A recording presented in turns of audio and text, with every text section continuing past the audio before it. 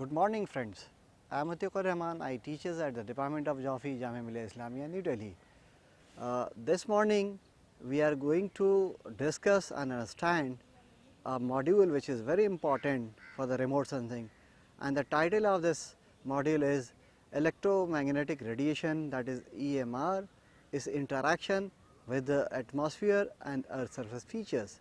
As we know, and you must have learned in the previous module, that it is the sun's energy which is being used for remote sensing, and that is the optical remote sensing.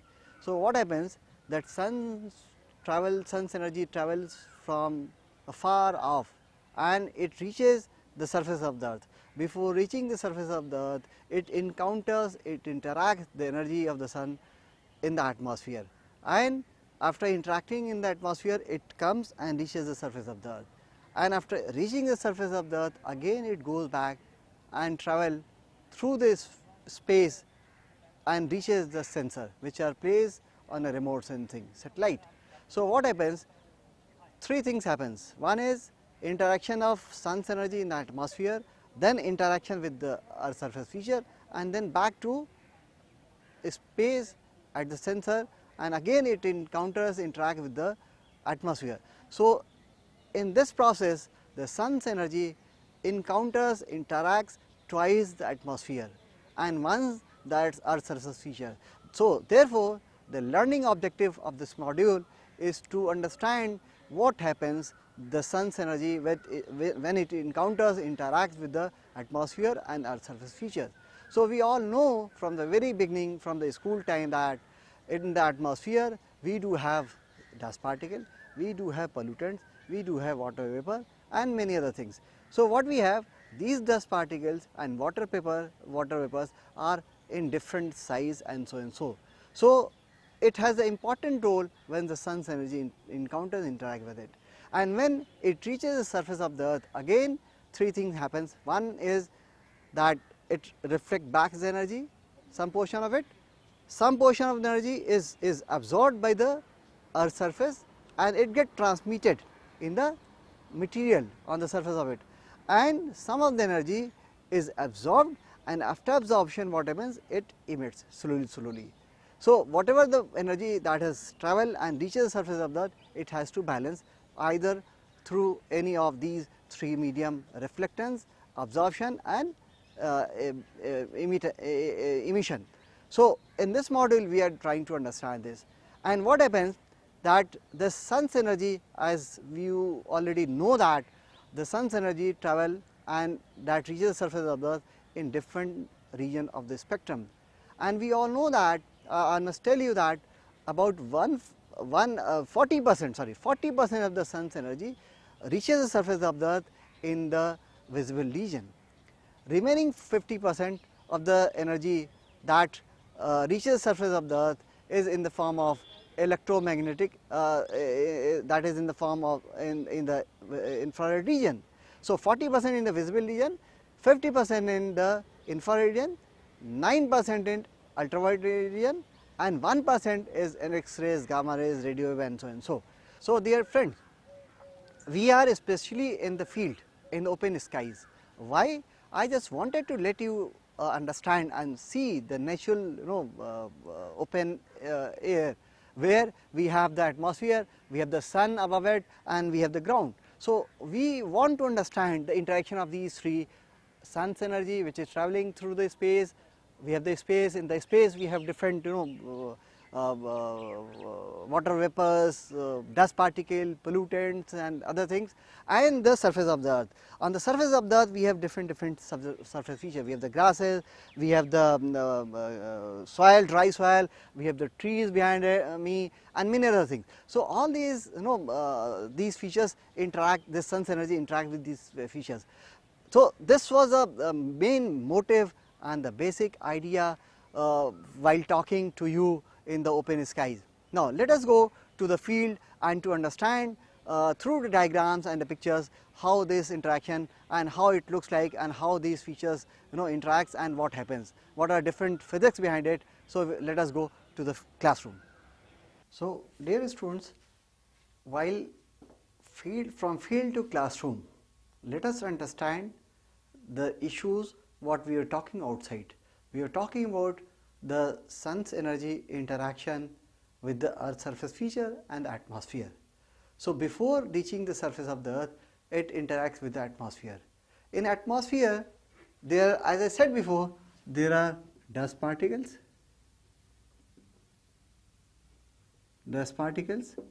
then pollutants, as well as water vapor.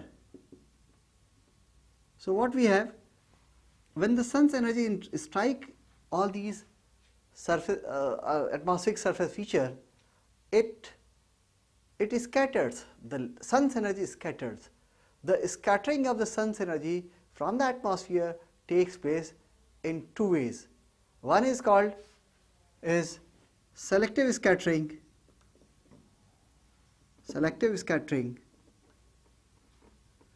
and another is called non-selective.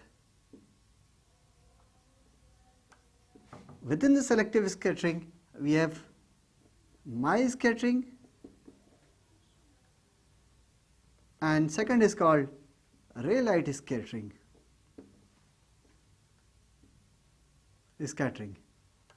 Now, before understanding these two types, selective and non-selective scattering, there are other issues, there are factors which leads to scattering of light. One is that is called abundance of the particles. Abundance of the particle. The particles what we have, dust particles, pollutants and water vapor. Then we have the size of the particle. And the third is wavelength, radiation and the wavelength region. And the fourth is how much area is covered with these particles, that is the depth of the particles. Now let us understand all these things, selective and non-selective and other phenomena, through table. And we can clearly see in the table 1 that shows in selective scattering, ray light scattering takes place at the wavelength, that is lambda by 4. The mild scattering takes place at the wavelength lambda to lambda by 4. The approximate dependence particle size in the ray light scattering, when the particle size is less than 1 micrometer, and in mild scattering the particle size is 0.1 to 10 micrometer. In non-selective scattering, that takes place within the wavelength region of lambda, and the approximate particle size is more than 10 micrometer. Now what are these particle size means, what all these could be? So in the ray light scattering, the particle size which is less than 1 micrometer is, for example, air molecules. In the mild scattering, which takes place because of the smoke and haze, which has a particle size of 0.1 to 10 micrometer, and in the non-selective, the particle size is more than 10 micrometer, which includes what are different kinds of particles, that is dust, fog and clouds, etc. Now the sun's energy, after interacting the atmosphere, it interacts with the atmosphere, then it reaches the earth's surface. So after reaching the earth's surface, it reflects back towards the sensor, again back to the atmosphere. So what we have, when it reaches the atmosphere, before that when it interacts the surface of the earth, it reflects. So a reflection of the energy takes place in different ways, So that depends what kind of reflection will take place, what will the nature of reflection, that depends upon what kind of surface it is. In the ground, what we have, there could be one surface which could be very straight, there could be one surface which has certain grasses, short grasses like this, there could be one surface, another surface of the earth where could be some trees, short trees or the tall trees. There could be another surface where we have the very short trees, with tall trees, canopies, and so and so. So the energy which is coming from the sun, when it strikes the surface of the earth, it behaves differently. It behaves differently on all the surface of the earth. So let us understand the reflectance, reflective properties and behavior of the sun's energy through diagram. And for that, if you see the figure 4 of this module, what we have, figure 4a, that is the surface which I was talking about is a perfect specular reflector, where the earth surface is smooth, and earth cannot be so smooth because it is a natural surface where we have undulation. We do not have a smooth as what we have the table or the glass floor and the marble floor and so and so. So what we have on the natural surface of the earth, we have the smooth surface that we take as a water, surface of the water, which is quite smooth. So what we have, if you see this, the angle of incidence will be the same of angle of existence. If on a smooth surface, if the angle of incidence of the sun's energy is 45 degree, 35 degree or 55 degree, the angle of existence will be same.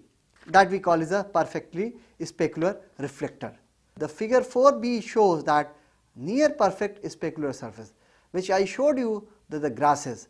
There are short grasses, what we have, the angle of incidence, if suppose angle of incidence is 45 degree, what happens, since there are different objects at a very short distance, so what will happen, there will be a lot of reflectance from these small cones and small grasses.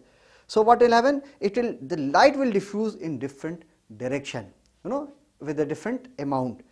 Now the third figure, that is figure 4c, that shows near perfect diffuse reflector. What will happen, the incidence energy will be reflected and will be redirected, rediffused in different direction. That will be redirected, rediffused in all the direction, because suppose if we take the trees which has this canopy, so energy which will come, some will go to right, some will go to left, some will go to east, some will go to west. That kind of reflection is called a near perfect diffuse reflector. And the fourth last, that is called the perfect diffuse reflector or Lambasian surface. This is known as a Lambasian surface or perfectly diffuse surface because it is one of the which where the radiant flux leaving the surface is constant for all angle of the reflectance to the surface, which is normal. So there are 4 types of reflectance that we observed commonly on natural surfaces on any parts of the earth. So we were discussing the issue of selective scattering, which is of 2 types, raylight and Mie scattering. So if I explain you in text, that will not give you clear understanding. To have a very clear and fair understanding of raylight scattering or Mie scattering, let us see the figure 1. Figure 1 shows the raylight scattering, the example of raylight scattering and Mie scattering. What we have, if you see the Mie scattering, which is the particle size is small, whereas in the raylight scattering the particle size is large.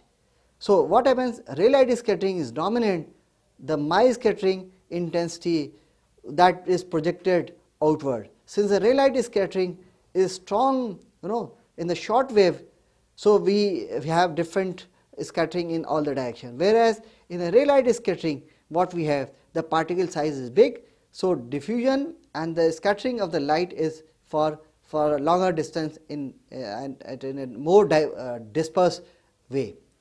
But if you see the figure 2, that talks about the non-selective scattering, as I showed you in the table, that a non-selective scattering takes place when the particle size is big, dust particle or any other particle, and especially the cloud. So if you see this, the large part of cloud, if the sun's radiation comes and there is large pockets of clouds, so from that cloud what we see from the figure 2, that clearly shows that on the both side, right and left, that a non-selective scattering takes place.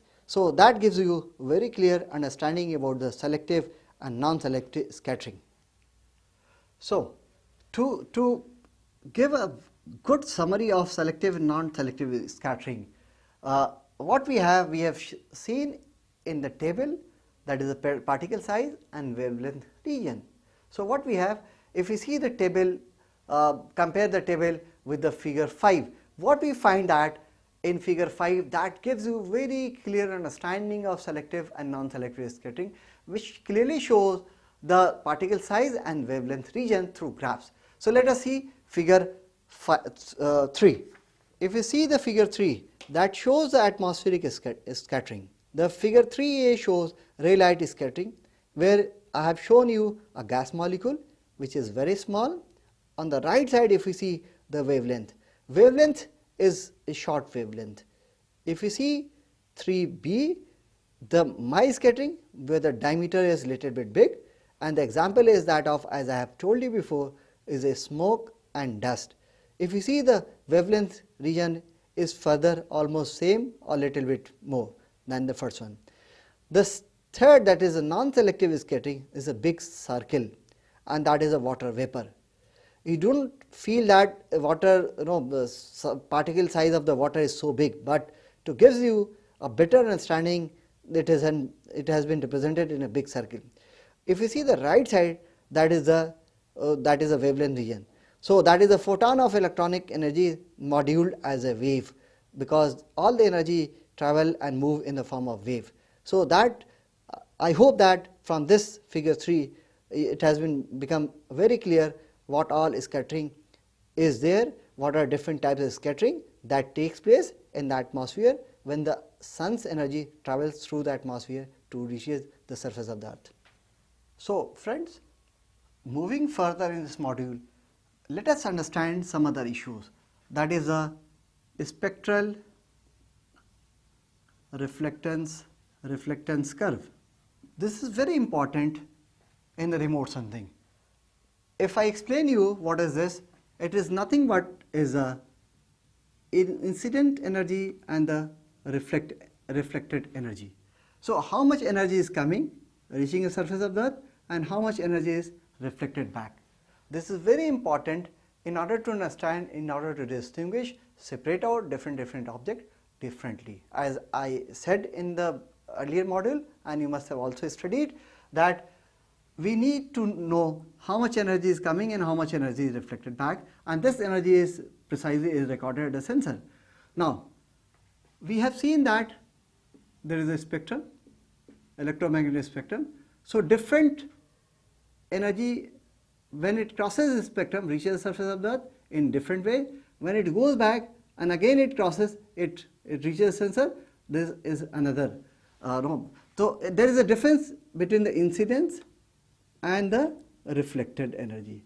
So, this is we need to understand, and to understand this we need to understand, we can understand it clearly in the figure 5, because different objects behave differently, that I have already told you before. So, let us see figure 5 that it gives you very clear understanding. Now, figure 5 shows that if you see the wavelength region 0.5, where we have different objects, say for example artificial turf, asphalt, fallow land, then we have sandy loam soil, then we have the concrete, then we have the grasses and the water bodies, clear water bodies and the turbid water bodies. So, if you see the region 0.5 micrometer, on the left side on the y axis we have the reflectance in percentage.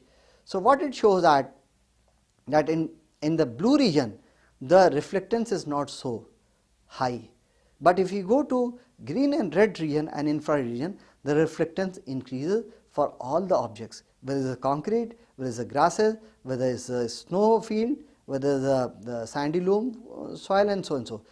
The moment you go to 0.7, the grasses reflect very strongly, concrete further reflects strongly, sandy loam also reflects strongly, but at the same time the clear water bodies does not reflect strongly. That means in this region, in region 0.7 and 0.8, there is a lot of absorption, and therefore I must have shown you, and you have already seen that in this infrared region the water looks black in the false color composite satellite image.